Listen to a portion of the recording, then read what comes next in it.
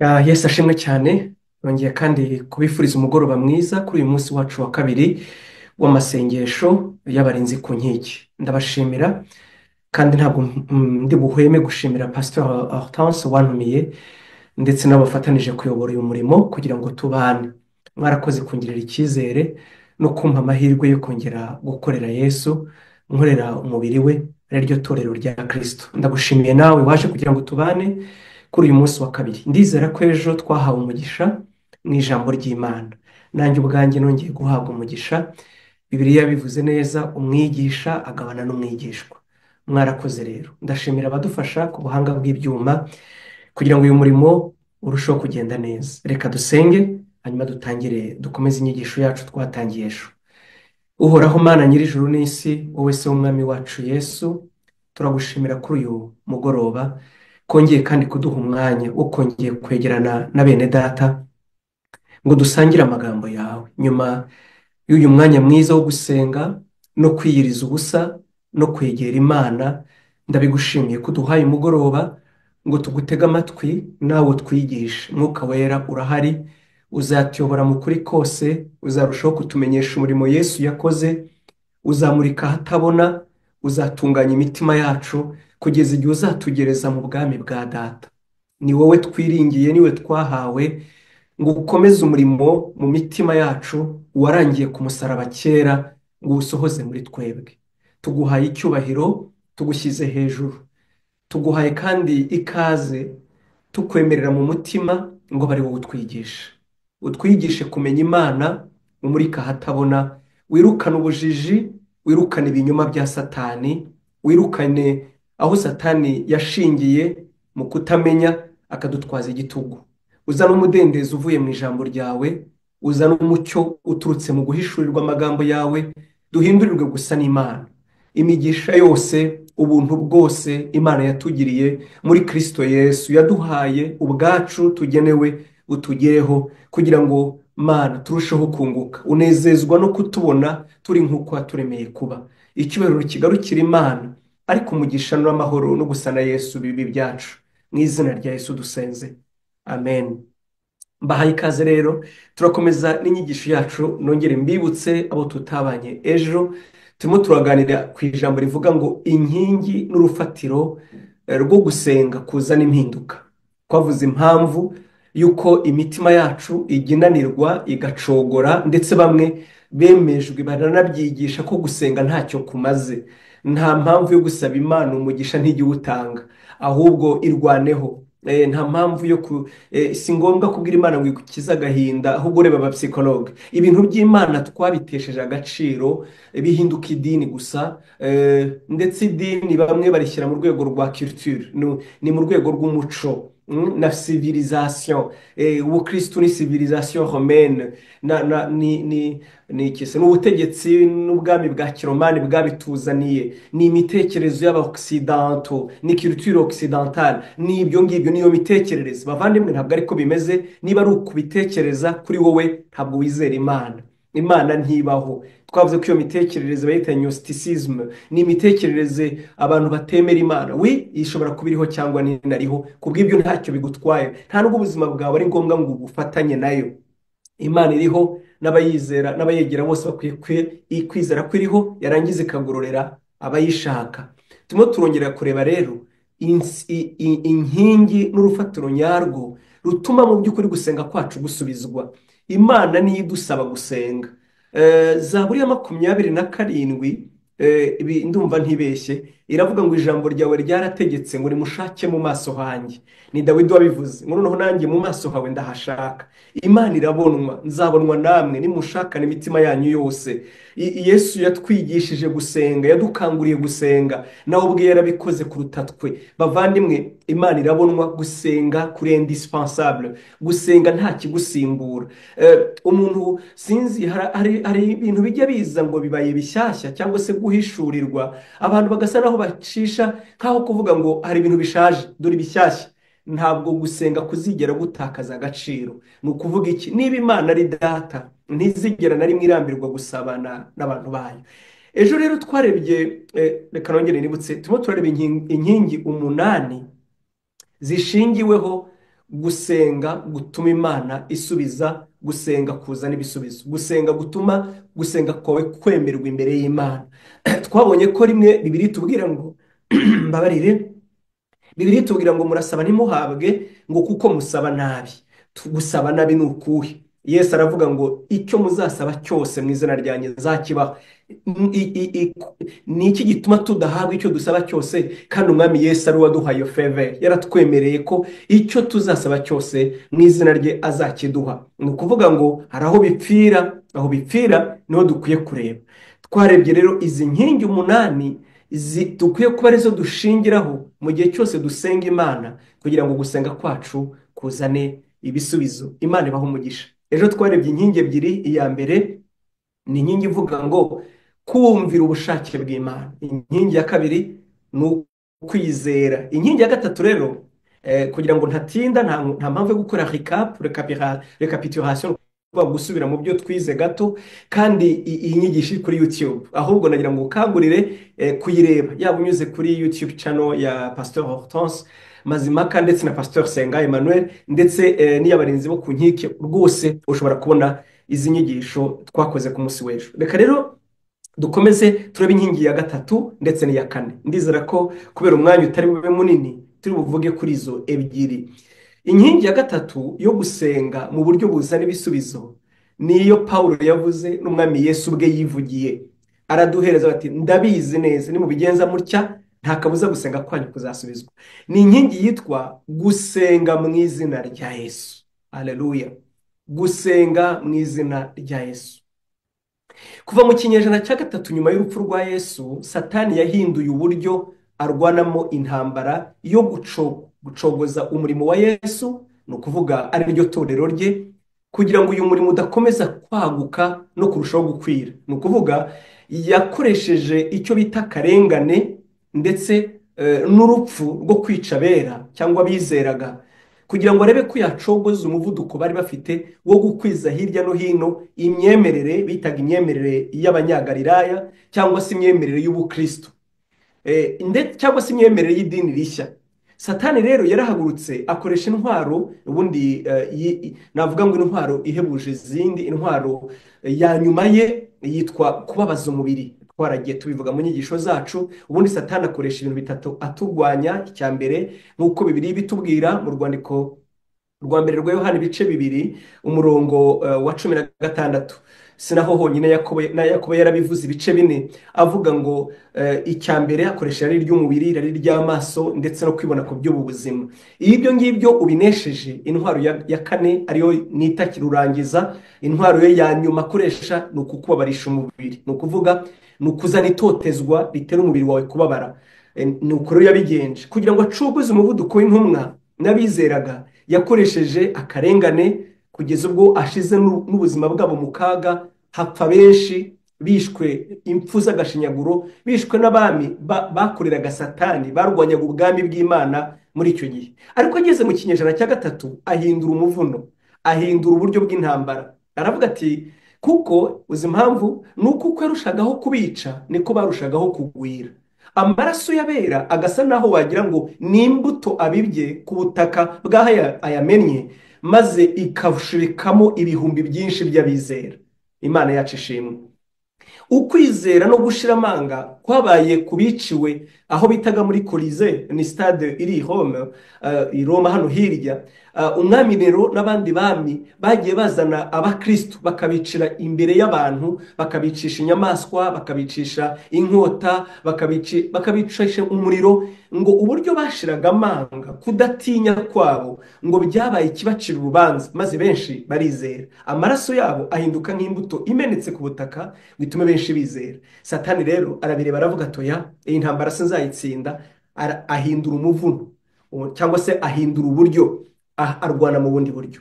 Aho naganaga rero ni uburyo Satani yahinduye umuvuno. Akora iki? Ubukristo aravuga ngo twe kuburwanya, ahubwo nimureke tubuvangire, bwe kuba ubukristo buzima, maze abantu bayoberwe ukuri n'ikinyoma, babe mu bintu ariko batabyizeye. Navuga ngo iyo ntambara niyo yangije ibintu byinshi kuruta izindi zose.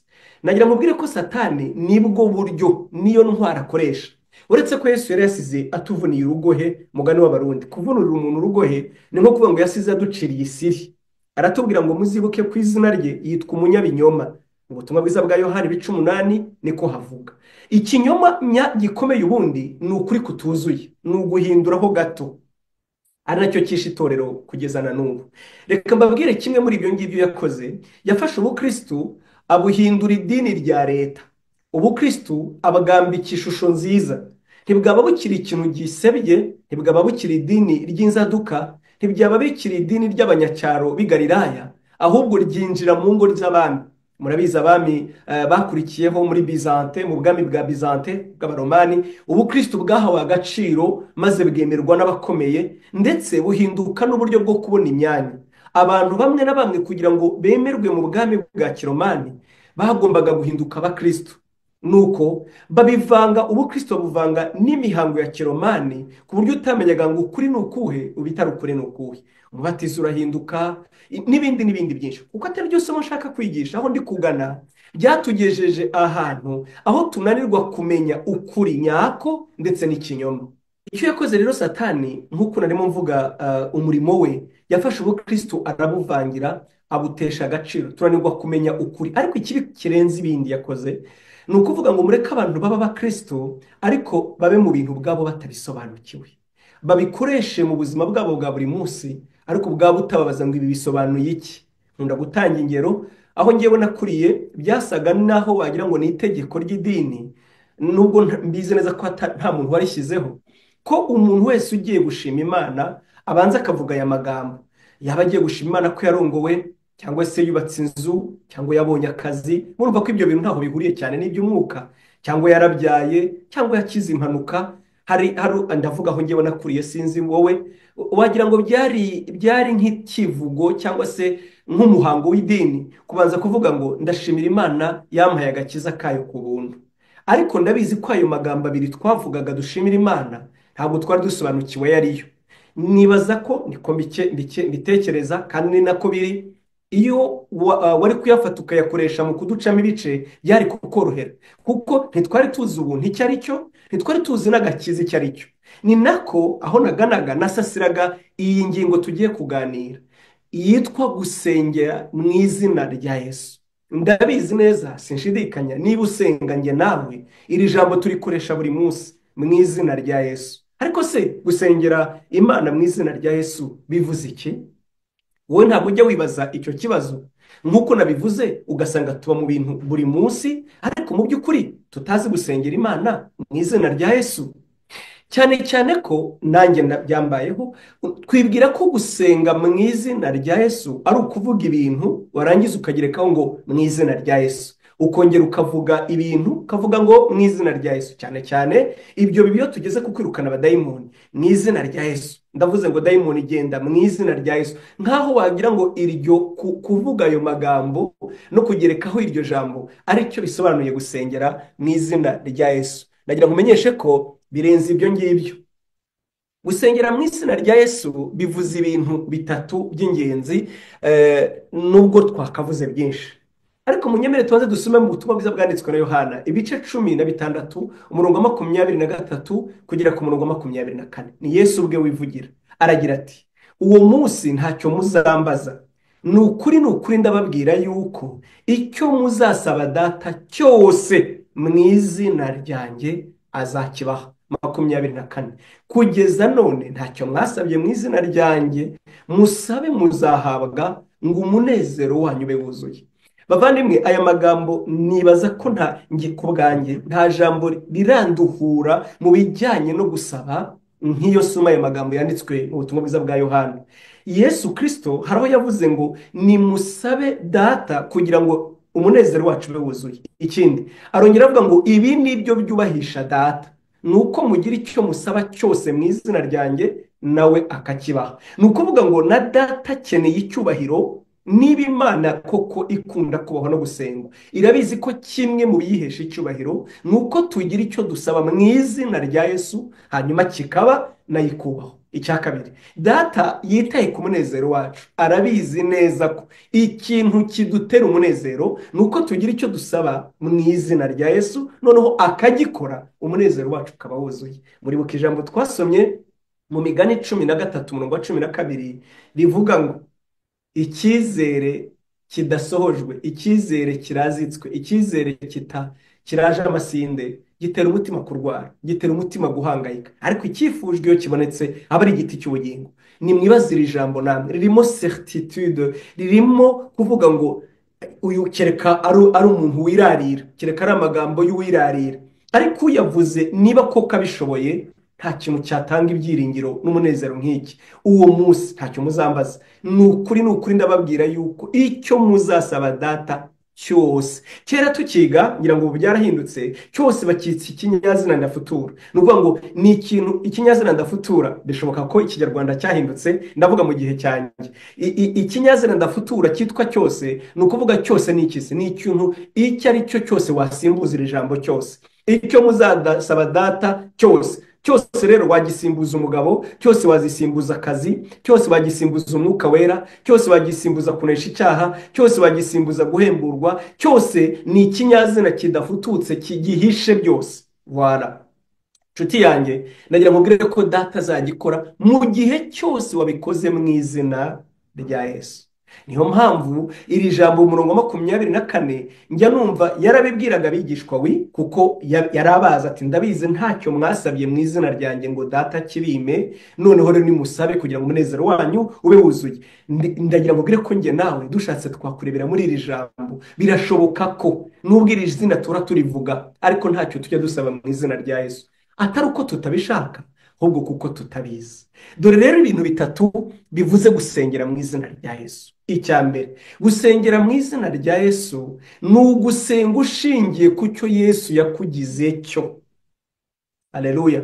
Icya mbere bivuze gusenga mu izina, nko kuvuga ngo njya mbona abayobozi cyane cyane abaminisitiri, abameya, ajya ahantu yarangiza akavuga ngo mu izina rya nyakubahwa perezida wa repubulika narinje kubabwira ngo, ni ukuvuga ngo ayo magambo aragira agaciro, kuko ubu uri kuvuga si wowe, ahubwo uhagarariye, uri mu mwanya wa nyakubahwa perezida wa repubulika.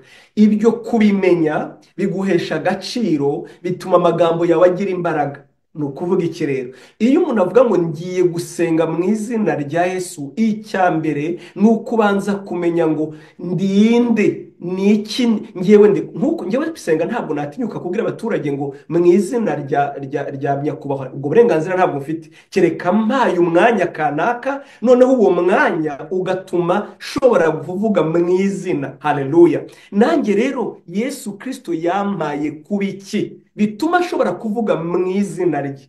Icyo yampaye kuba cyo nicyo cy'agaciro, nubwo twese tubizi, ariko mu mutima akenshi bigarukira mu magambo. Uzi icyo ari cyo? Wagizwe kuba umwana w'Imana. Wowe uri murumuna wa Yesu, we n'imfura muri bene se benshi, nk'uko urwandiko Paul yandikiye Abaroma ruvuga ngo yabaye imfura muri bene se benshi. Abaheburayo 2:14 hakabivuga neza ngo yemeye gusangira nabo umubiri n'inyama, ngo kugira ngo ahuze nabo ibyo ngibyo. Bavandimwe, gusenga mu izina rya Yesu, icya mbere ugomba kumenya ni uko ubanza ukamenya ngo who am I, qui suis-je, ndinde mbere ya byose, kuko uwo nibwo ubasha kuvuga mu izina rye. Natanze urugero, nta watinyuka ngo agere ngo mu izina rya nyakubahwa kandi utari byo bagufunga, ni plagiari. Ibyo ni ukusuzuguza inzego z'ubutegetsi, nta autorite ubifitiye. Na Satani rero ntabwo atinya amagambo, atinya uwo wagizwe we, atinya ko mu buryo bw'amategeko wabaye umwana w'Imana. Bibiliya ikoresha ko twabaye abana par adoption, twabaye abana kubwo kwemerwa, sinzi ukuntu abivuga. Yesu niwe mwana w'Imana, aratwadopta. Reka ne kujya kuri, uri umwana w'Imana, Imana yacu ishimwe cyane. Rero ibyo bituma mu buryo buri legal, mu buryo bwemewe imbere y'Imana, bishobora gutinyuka ukavuga ngo mu izina rya Yesu, kuko hari icyo wagizwe cyo. Iki? Umwana w'Imana. Imana yacu ishimwe cyane. Ni nayo mpamvu mu isengesho umwami Yesu yadutwigishije ikintu cya mbere, ntiyatubwiye ngo tugenda tujya gusenga Imana. Unyumve neza, ni Imana unyumve neza. Ariko yaravuze ngo nimusenga mujye muvuga muti data wa twese uri mu ijuru. Nagira mbabwire ko mu bintu byicishije Yesu, ikirego nyamukuru bamureze cyatumye bamuca umutwe ngo nuko yatinyutse kwita Imana ko ari se bwite. Mu bwandiko, mu butumwa bwiza bwanditswe na Yohana ibice 5 umurongo wa 17 haragira hati data arakora, ariko arabasubiza ati data arakora kugeza na n'ubu nanjye ndakora. 18 nicyo cyatumye abayuda barushaho gushaka kumwica, kuko uretse kuzirura isabato gusa ahubwo ahora yita n'Imana ko ari se bwite, akigereranya nayo. Mu birego bamureze byamubambishije byatumye abanyamategeko n'abanyamadini bavuga ngo afazari twebwe twapfa, uyu muntu yatutse Imana, icyo bita blasphemy, gutuka Imana. Kubera iki? Yatinyutse kuvuga ko Imana ari se. Umva rero, uwakoze icyo bita blasphemy nawe akora icyo bita kiriswa anateme, nuvuga ngo uwatutse Imana nawe ahinduka ikivume. Aha, niyo mpamvu bamubambye ku musaraba, kuko bavugaga ngo tubambye ikivume cyatutse Imana. Kwita Imana ko ari se bwite ngo nawe ayihindure so bwite byamubambishije ku musaraba. Muvandimwe, ibi yabimeneye amaraso ngo ube biri legale, bibe byemewe n'amategeko ko wegera Imana uri umwana wayo. Murabizi iri jambo kereka utaranyuze mu matizo twarifashe mu mutwe. Yohana igice cya mbere umurongo wa 12 haragira hati icyakora abamwemeye bose bakizera izina rye yabahaye ubushobozi bwo kuba abana b'Imana. Ntibabyawe n'ubushake bw'umugore n'ubushake bw'umugabo, babyawe n'Imana ubwayo. Ikintu cya mbere cyitwa gusengera mu izina rya Yesu ni ugusenga. Imana yacu ishimwe cyane.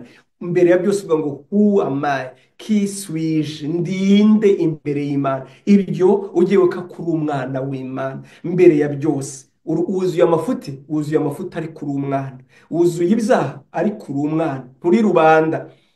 Ntabwo bishye inkonda ku banyarwanda, ngira ngo icyo kinyarwanda murumva icyo ari cyo.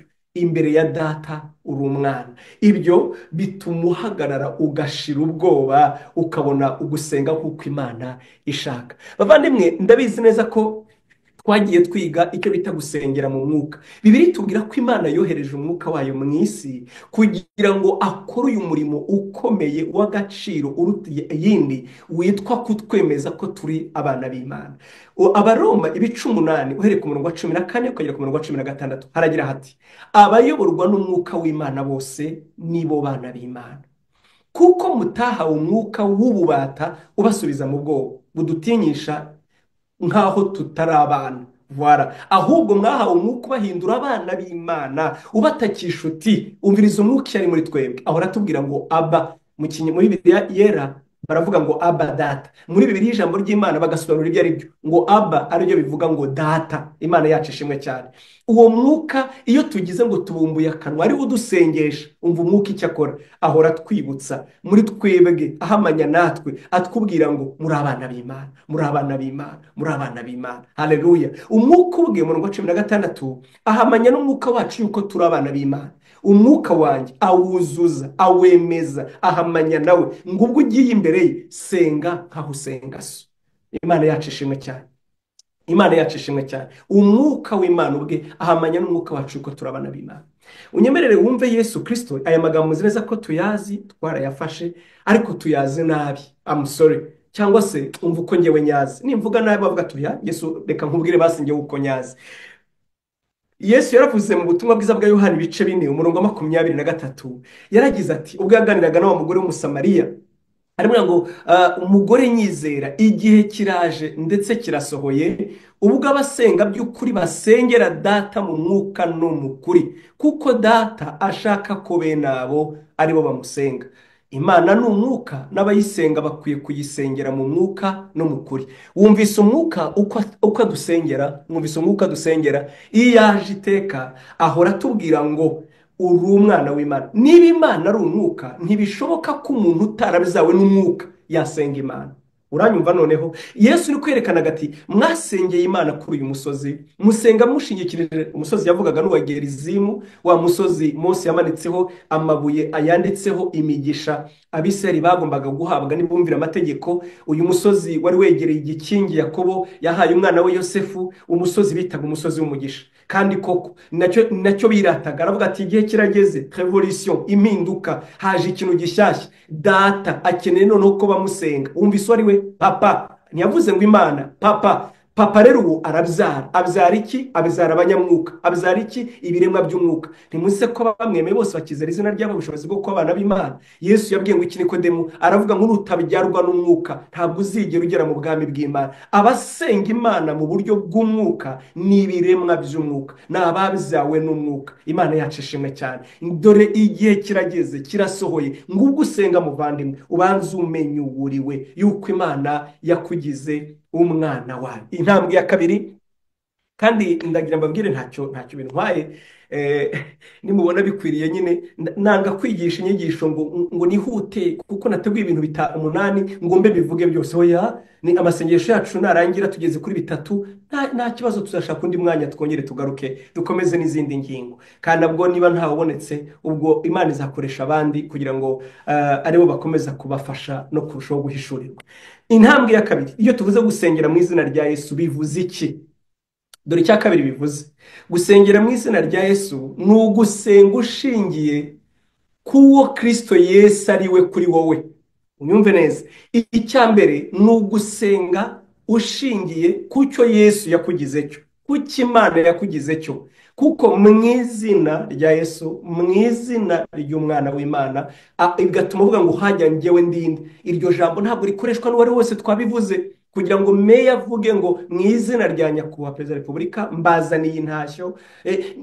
Ubundi urabizi, iyo umuntu atinyutse ari umuyobozi kujya avuga atabivuze mu izina ry'umuyoboye rya nyir'ubutware, burya abatangiye kugoma, abatangiye kwigomeka. Uwo muntu aba ari très dangereux, niwe ushaka kugaragara. Ubundi ibyo ukora byose uri umuyobozi muto ubikora ku bw'icyubahiro cy'uwaguhaye kubuko nguko. Natwe imbere y'Imana, imbere ya Data, kubera ko twavutse Data kandi akaba akeneye ko ari bamusenga bameze batyo, twabaye abana b'Imana. Icya kabiri rero, nyuma yo kumenya uwo uri we mu gusengera mu izina rya Yesu, ni ugushingiye ku kumenya Kristo Yesu uwo ari we. Imana yacu ishimwe cyane. Bivuze iki? Hari ibintu bibiri Yesu Kristo ari we bibiri tubwira kuri twebwe. Yego ni umwami, ni umukiza, ariko mu gihe tumwegera uhagaze imbere y'Imana nk'uko nabivuze, uzura umwana wayo kenshi ufite amafuti, ufite ibyaha, ufite intege nke, umutima wawe ucitse intege, wibaza ngo ndamutunguka. Ariko banza wibuke ko uri umwana w'Imana maze bigutinyura. Icya kabiri, wibuke Yesu wakugize umwana w'Imana uwo ari we. Haleluya, haleluya. Urabona, hari inkuru nubwo itari mu byo twateguye, ariko ndagira ngo nyisobanuze neza icyo nshaka kuvuga. Hari umukapitene ubundi bakamwita umukoloneli watumye kuri Yesu mu butumwa bwiza bwanditswe na Matayo ibice 8, amutuma ngo azamukirize umugaragu wari urwaye. Yesu aramubwira ngo mugende mumubwire ngo ndaza mukize. Hanyuma wa mugaragu bamushyira ubutumwa, Yesu ari mu nzira, arangije amutuma ati reka wikwirirwa ugera iwanjye, ntibinankwiriye rwose, ndanduye pe, wiza. Ahubwo uzi icyo ari cyo? Ati nanjye ndi umuntu utwarwa, ati kubw'ibyo mfite abo ntwara. Bavandimwe, source ya autorité ntabwo ari wowe. Source ya autorité ikomoka mu kumenya neza ugutwaye. Sesa uyu mukapitene, uyu mukoloneli yerekanye uwo ari we bishingiye ku bintu bibiri. Hari autorité afite we, hari na autorité ye aho ikomoka. Yaravuze ngo nanjye ndi umuntu utwarwa, kubw'ibyo mfite abo ntwara. Kugira ngo autorité ngewe mfite abo mbwira, reka nkomeze. Aravuga ngo iyo mbwiye umwe ngo genda aragenda, nabwira undi ngo ngwino akaza, none nawe tegeka, ndabizi neza birakunda. Niyo mpamvu Yesu yatangajwe no kwizera ko uyu muntu aratangaje. Ni ukuvuga ngo asobanukiwe neza Yesu wari we. Kubera iki? Wowe kubera uri imbere ya Data, kubera source ya autorité yawe kuri papa, bituma nkubwira ngo tegeka, abadayimoni barakumvira. Nk'uko nanjye ndi koloneli, iyo mbwiye abasirikare ntwara ngo do this, barabikora. Iyo mubwiye ngo itegeko ryanjye riramukoresha akabikora.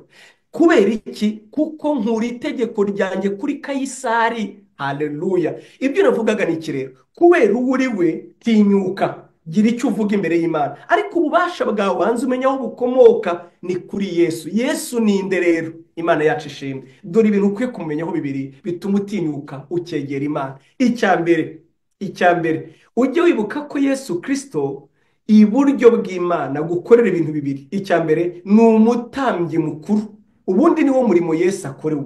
yasizwe amavuta y'ubwoko butatu. Yesu yasizwe amavuta y'ubwami, asigwa amavuta ya gitambyi, asigwa amavuta y'ubuhanuzi.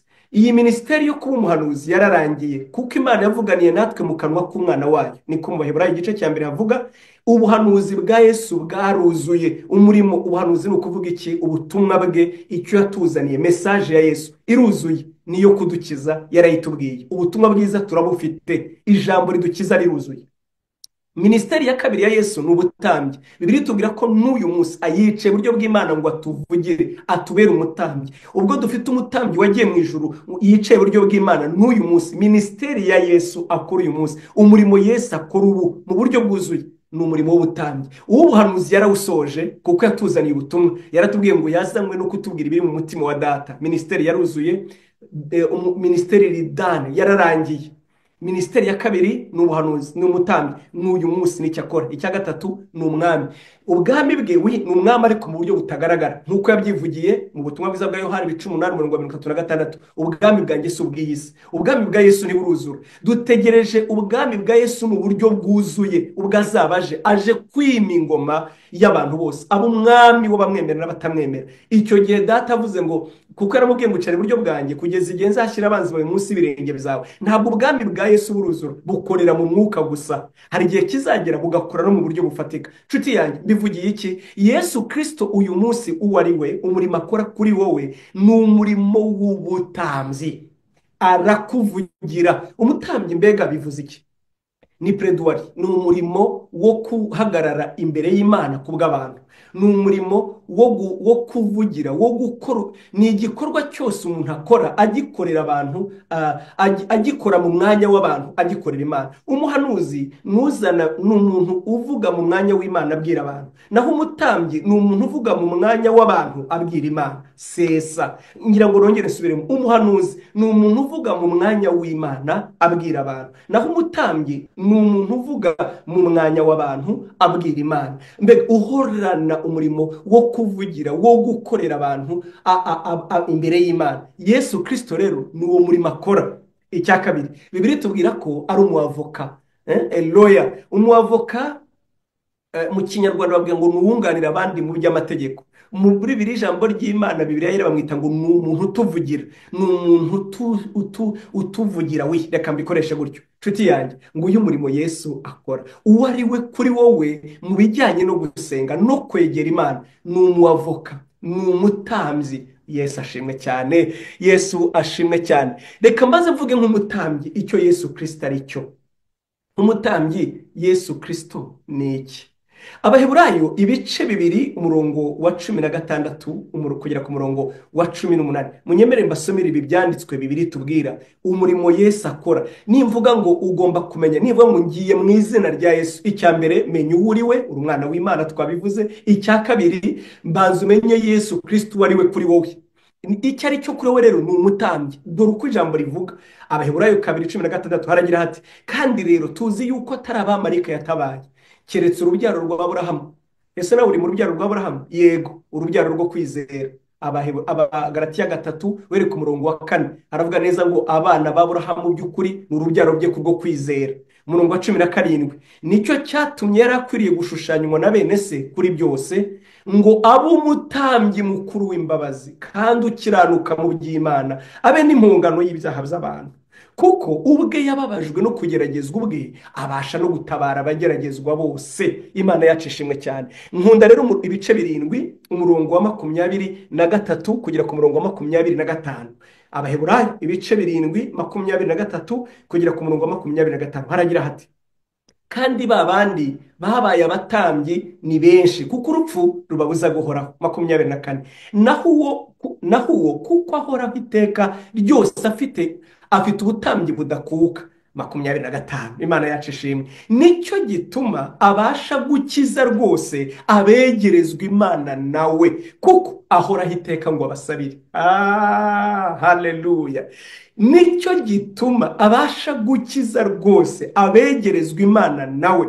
Umva nkubwire, iyo wegereye Imana mu izina rya Yesu, wibuke icya mbere, urabizi ko abaye umwana kubwo gupfa no kuzuka kwe, yabaye umutambyi ngo abe n'igitambo acungure, akize, akugire umwana w'Imana. Uwegera Imana wese amwegerejwe nawe afite ubushobozi bwo kubasha kumukiza. Imana yacu ishimwe cyane, kuko ahoraho iteka ryose kugira ngo agusabire wowe, kugira ngo akuvugire, kugira ngo agutabare, kugira ngo akurengere. Nshuti yanjye unteze amatwi, ngiki cyo bita gusenga mu izina rya Yesu. Ntabwo ari ukuvuga iryo jambo, ni ukumenya iyo autorite, iyo droit, ubwo burenganzira wahawe, ako gaciro, iyo position washizwemo, uwo mwanya washizwemo. Nicyo bita gusenga mu izina rya Yesu, ni ukugira ubushobozi mu mwanya wundi. Imana yacu ishimwe. Dore ubushobozi bwa mbere nicyo yakugize. Icya kabiri ni uwo ari we ku bwawe, ahoraho iburyo bw'Imana ngo akize abegerezwa Imana bose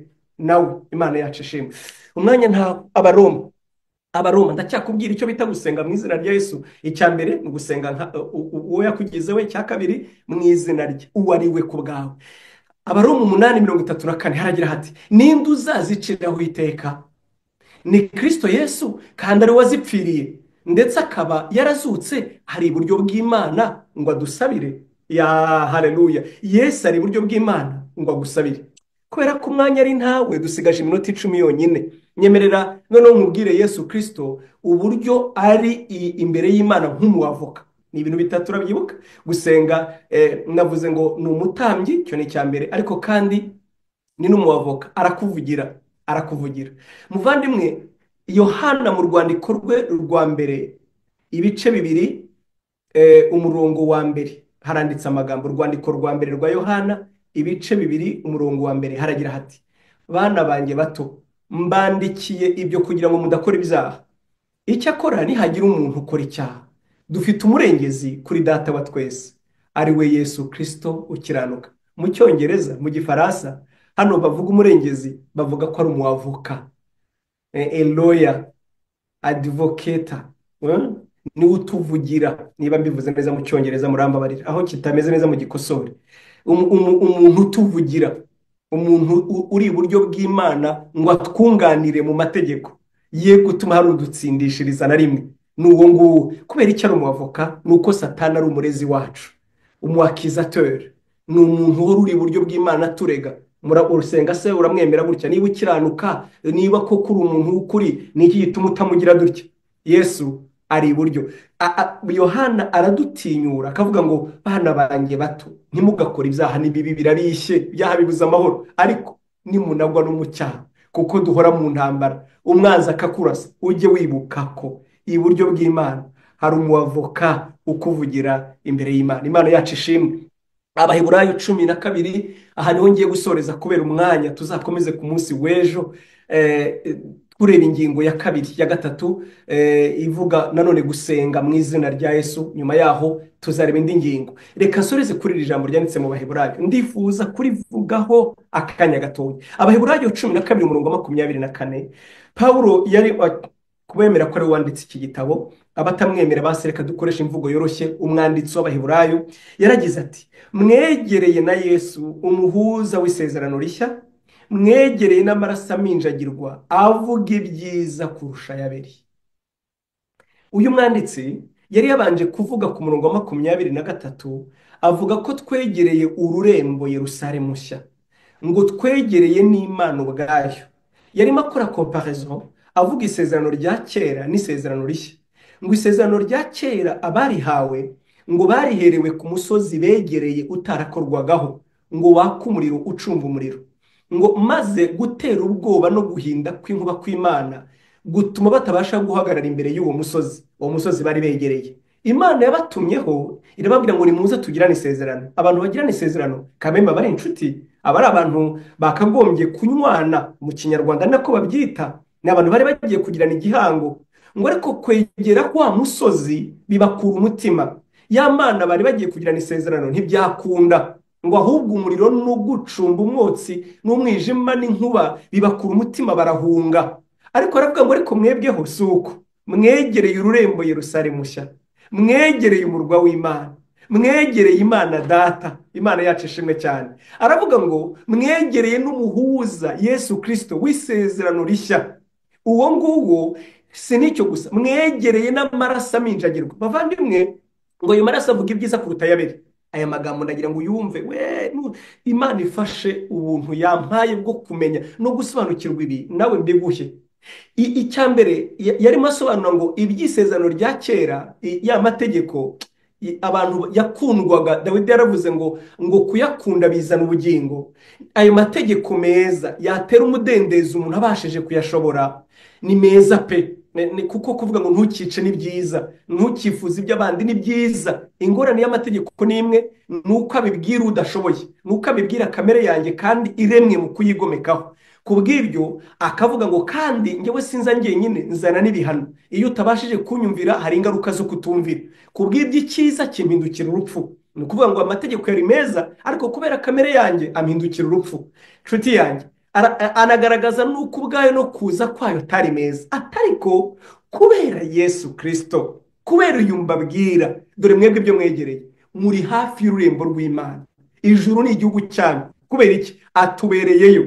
Twegereye umuhuza w'isezerano rishya, uwo Yesu Kristo. Kuko Paul yaravuze ngo twicaranye nawe mu buryo bw'umwuka ahantu ho mu ijuru. Urwo rurembo twararwegereye, tururiyo kubera Yesu atubereyeyo. Imana yacu ishimwe cyane. Icya kabiri, ari ijambo narikunze ngo mwegereye n'amaraso aminjagirwa. Bavandimwe, ubundi amaraso yamenetse Bibiliya itubwira ko akomeza kuvuga.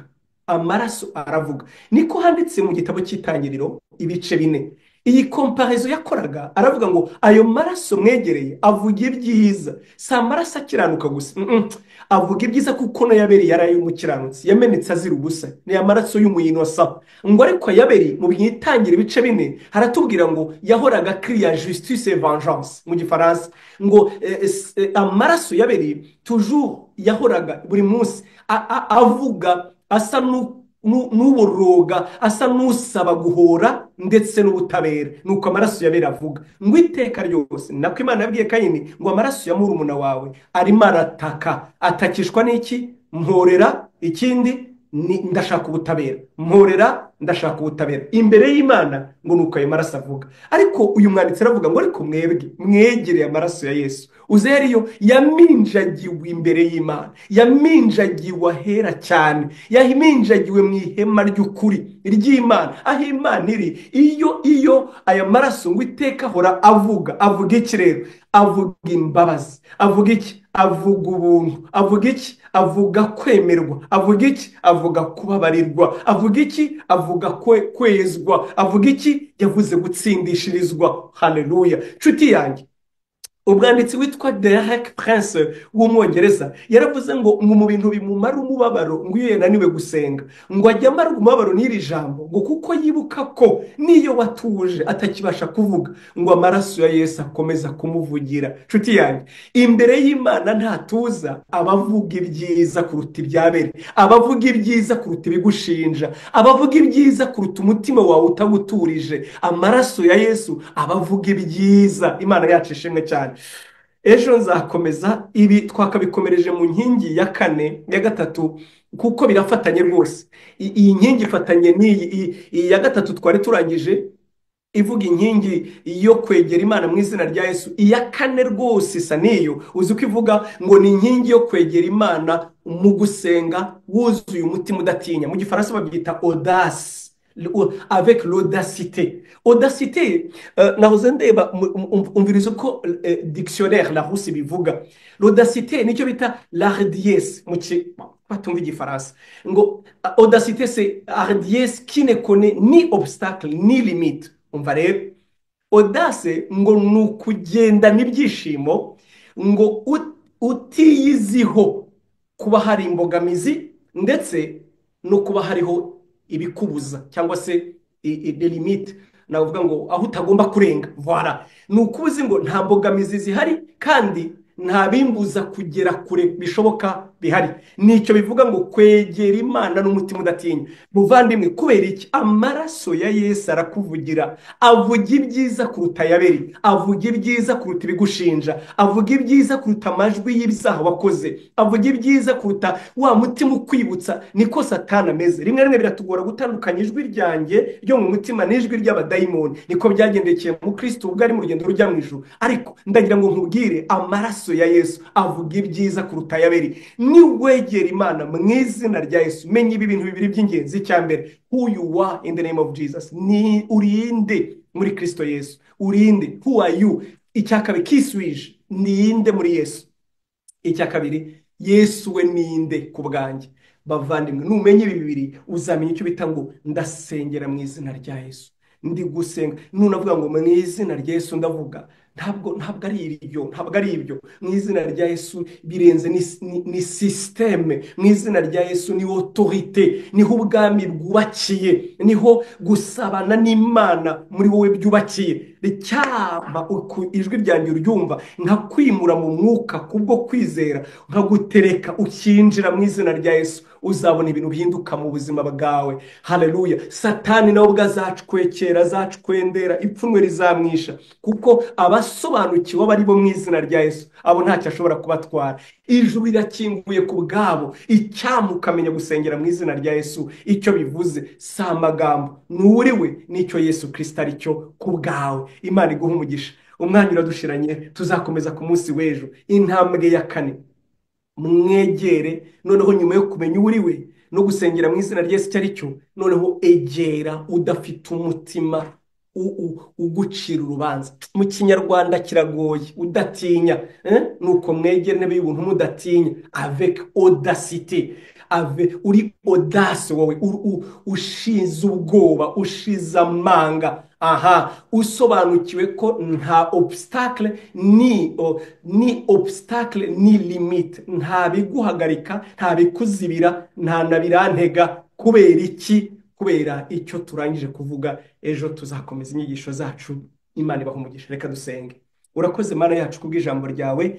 Ndagushimiye ko waduhaye izina rya Yesu, waduhaye izina rya Yesu. Yo, biratangaje. Waduhaye izina rya Yesu. Ijuru ryatugeneye umugabane, ijuru ryatugeneye impano, ritugenera izina rya Yesu, umugabane wacu, kamere y'Imana. Bibiri tubwira neza ngo izina ryari ryawe. Niko Yesu yasenze mu butumwa bwa Yohana 17 ngo ndagushimira ko izina ryari ryawe ukarimpa, ngo kugira ngo ndikirize maba. Izina wariherewe twebwe kugira ngo turikirizwemo.